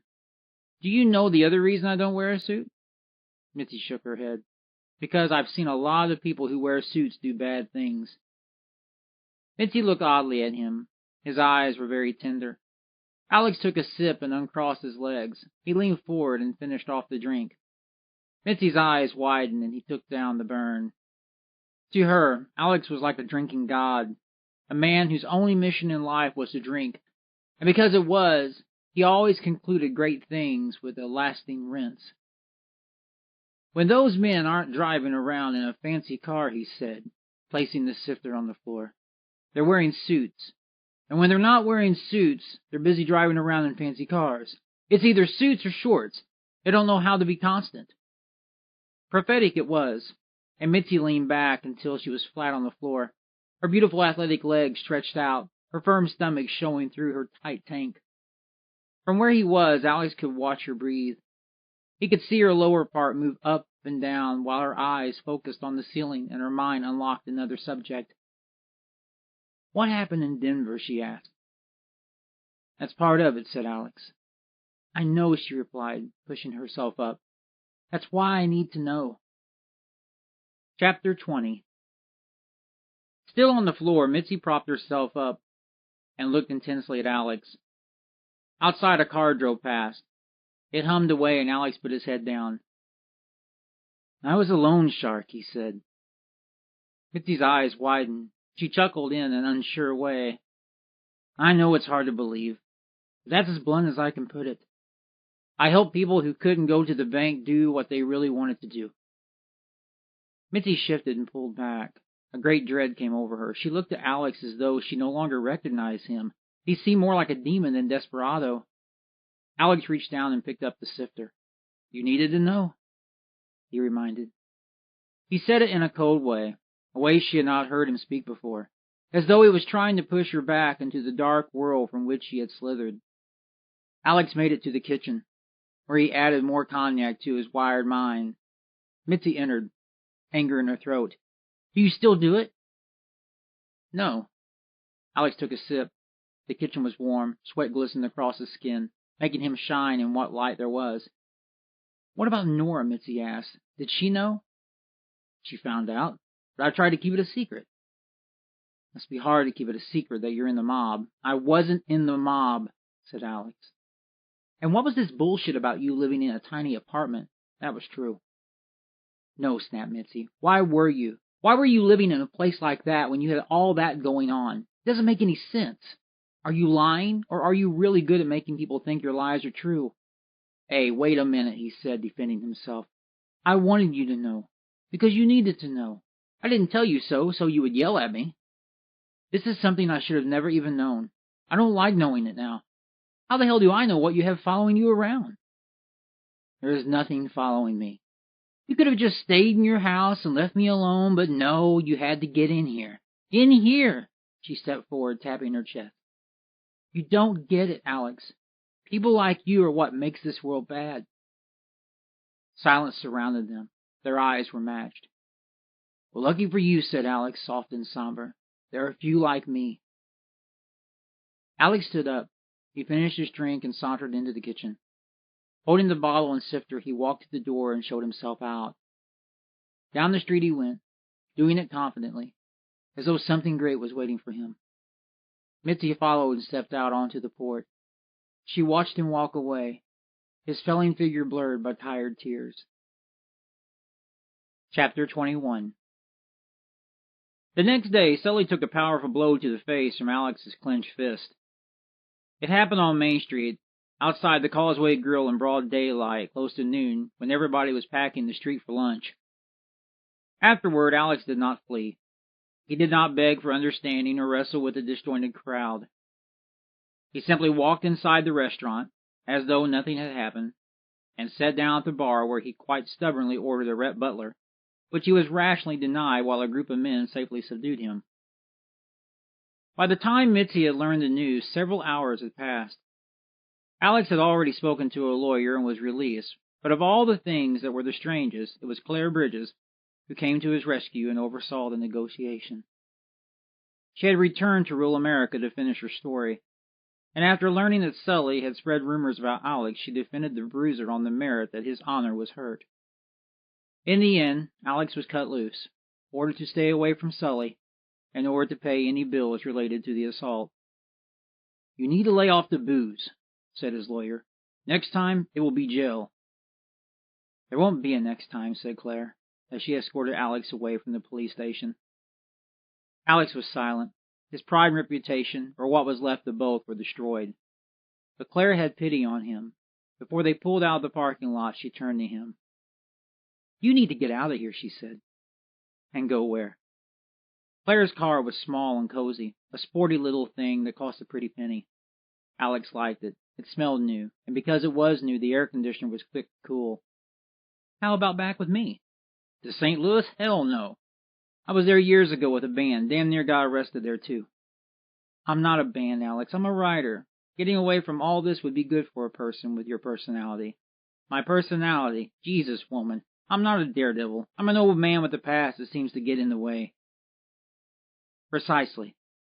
Is that the best you can do?" "I'm just saying," continued Claire, raising her eyebrows. "A change would do you good." "So would a Manhattan massage," she replied, fading, "but oh well." Alex pouted. He sucked up his fate, and for a few seconds ignored her. But he had to admit Claire was not all bad. She was smart, witty, and for a woman in her 40s, she was in very good shape. But more than anything, she was being kind. He could sense it. She was a good person. They were hard to find. "I got baggage," he said. "Well, strap it down," she joked. "I'm serious, Claire. Mitzi hates me. This town hates me. I don't want you or anyone else to hate me. I think it would be best if I just stayed out of the public for a while." "Pity party," she interrupted, covering her ears. "I don't want to hear it. No, sir, no." Alex looked at her in an odd, I lost my dog kind of way. "Are you being serious?" asked Claire. "Is this the Alex that told me I know nothing about culture? Excuse me for breaking the news to you, but this is not culture. This is a small town. You are a man who is bored with it." She shifted in her seat. "Sully's not your problem," she said. "The problem is you." "Are you a psychologist?" "Don't change the subject. You can do that with that child you run around with, but not with me." "We prefer to walk, and she is in her 30s, reminded Alex. "Oh, please, she's a baby. I'm surprised her father doesn't come over when she visits." "That would be a miracle, because her father's dead." "Really?" "No, but it got you to pause for a moment." "What makes you think I'm bored with this town? Even if it is full of Bible thumpers, I like the no-hassle environment." "You call this no hassle?" she asked, referencing to the scene around them. "It's a small price to pay for putting up with bullshit. If it weren't for me, old man, you'd be in jail right now." "True, but it really wouldn't be jail. It would be small-town jail. That's not the same as full-blown prison." "Are you speaking from experience?" "No, I'm not," he said. "I'm just saying." Claire chuckled, sighed, and playfully growled into a smile. She reached up and touched his whiskered, clammy face. "I know why Mitzi's attracted to you," she said. "I see through that wonderful charm. You're a sailor searching for a lighthouse." "Now I know you're a writer," admitted Alex, amused, "because I would have chosen a better word than lighthouse." "We're going to St. Louis." "Like hell." "Like yes," affirmed Claire, slapping his knee. "I got things to do," pled Alex. "Like what? Drink?" "I can't afford to get behind." "I'm surprised you can afford to get ahead." It made him laugh. He stretched his legs and turned to look out the window. Cops were everywhere. The whole town had turned out for the event. "Damn, I messed up, didn't I?" "I'm not going to lie and say you didn't," said Claire. Alex turned to her. "You're honest," he said. "It pays." "Never did for me. Tell you what, I'll go with you to St. Louis." Claire clapped. "But on one condition." "Anything."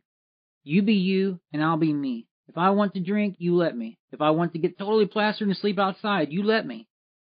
"And what am I supposed to do while you're being a model citizen?" "You be you." Claire was perplexed. Ultimatums were never her high point, but she wanted the Alex experience. There was something about him, something she could not place her finger on, that needed to be explored. "You are a complicated man," she said.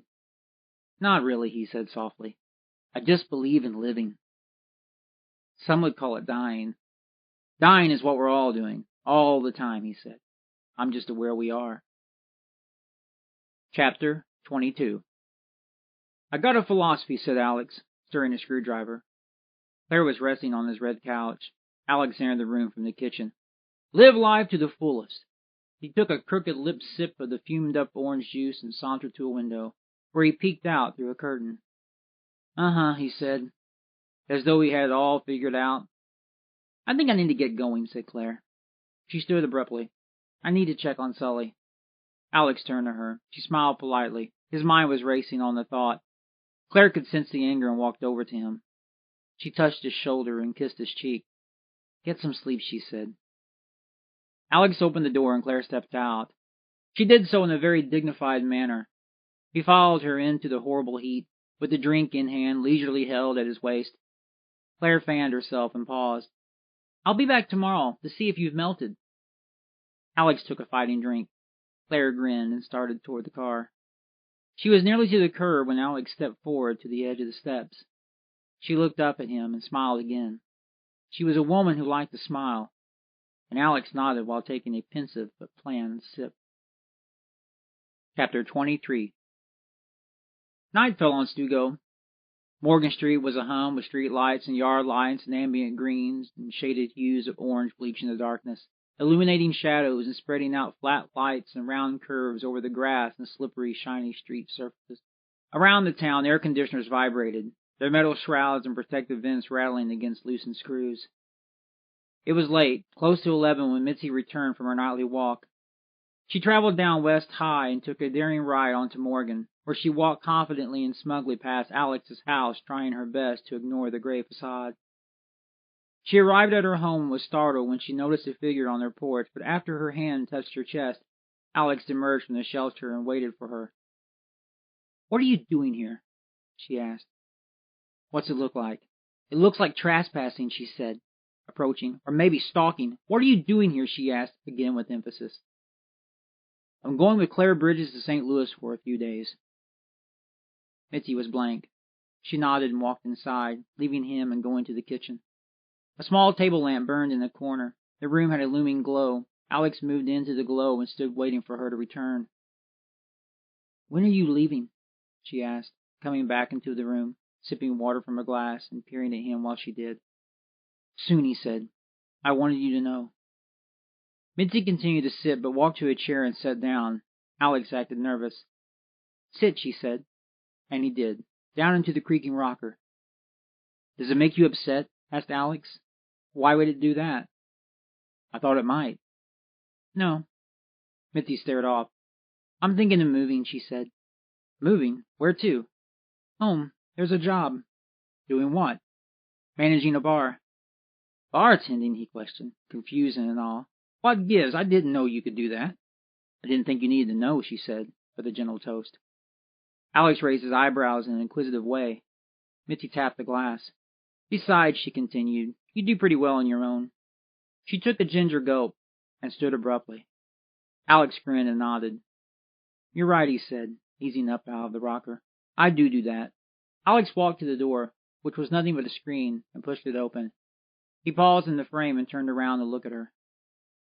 "If you're not here when I get back," he said, in a kind, gentle gruff, "it's been fun." Mitzi said nothing. She stared at him. She just stood there in the lamplight, staring as though she was looking at a ghost. Alex knew the look, and as he thought about the abuse he had placed on his body and mind, he knew she would be. The end.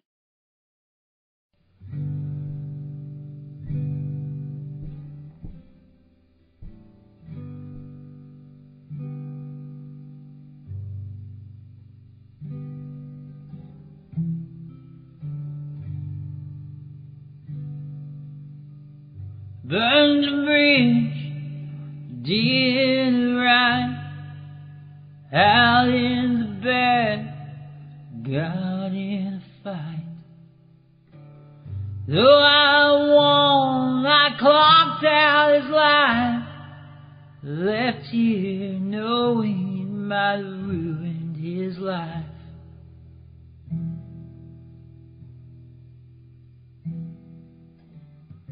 So I say,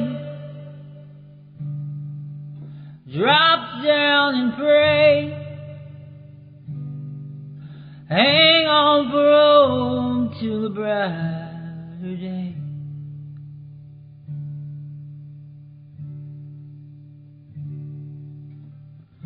Come tomorrow, come what may, lean on my shoulder while they wash me away, while they they wash me away, while they wash me away.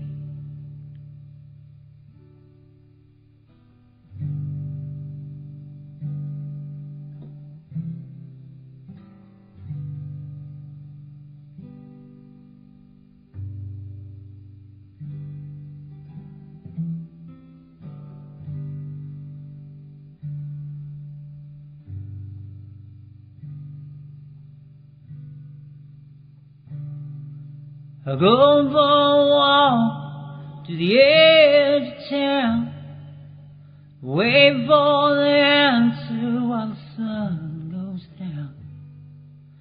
Head out like a rounder, like a makeup smeared clown, knowing my future is a code slamming sound.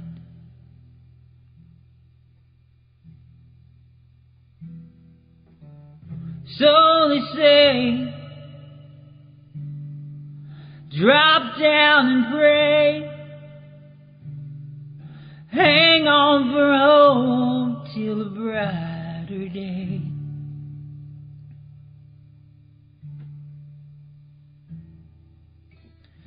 Come tomorrow, come what may, lean on my shoulder while they wash me away, while they wash me away, while they wash me away, while they wash me away.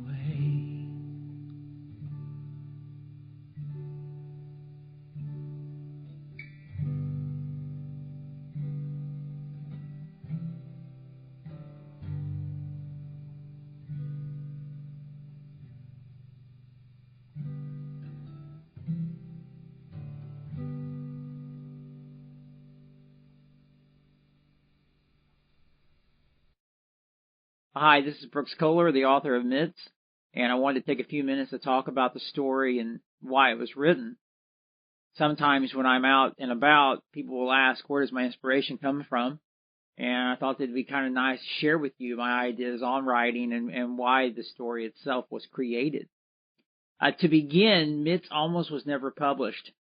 I had deleted the story. I had finished the story, deleted the story, not happy with it. And one day while in a search through some files, I came across a folder that I didn't recognize. Apparently I had made a backup and I wasn't aware of it. And I clicked on the file, opened it up, and it was Mitz. Now somebody might ask, well, why wasn't I happy with the story? I can't even really tell you why. At the time when I was working on it, it just didn't seem to fit in my head with what I was wanting to produce. Oddly enough, it was actually finished. And then I deleted it. So, that says something about, artist and deletion process. You never know what you're going to like later. So Mitz almost never came into being. Had I not accidentally made a backup of the file, you would not even have the story. Mitz came about from nightly walks. I had moved back from Nashville, Tennessee to Illinois in 2007. And shortly after that, I started walking. And while I would go on these nightly walks, to get in better shape and things like that, the story came into my mind about a man that moves back to a small town. And while he's living in that small town, he befriends this younger girl, and they start a friendship. And I wasn't going for anything overtly sexual or whatever. I was wanting to write a story about friendship and also about self-discovery and the fact that this man has a past and he's trying to get his life straightened out as much as he can around his past. And of course, the younger girl or Mitzi wanting to have somebody to chum with, somebody to be friends with, and somebody that I think in some ways she looks up to as a father figure. I'm fascinated by rural towns. I grew up in a rural town, and Mitz was obviously formed in the rural town in which I grew up. And I think one of the things that fascinates me most about a rural town is that everybody seems to know everything that everybody is doing at all times. And that's one of the problems that Alex runs into. Alex is a transplant, and there are transplants to rural America, and sometimes they come into rural America and they have a hard time situating themselves amongst all the locals who have been there, since birth. And Alex is having that problem as well. He moves to Stugo, and when he gets there, when he arrives, immediately he finds out that he's inundated with all these regular activities that he sees as basic annoyances. People mowing the lawn is a big problem for him because of the noise of the lawnmowers and things. And then on top of that, people in Stugo have played it pretty safe, and Alex is not. And of course, this attracts Mitzi, I guess, into his life, you could say, because, she's not from Stugo herself, and she's looking for, some excitement and whatever, and Alex brings that.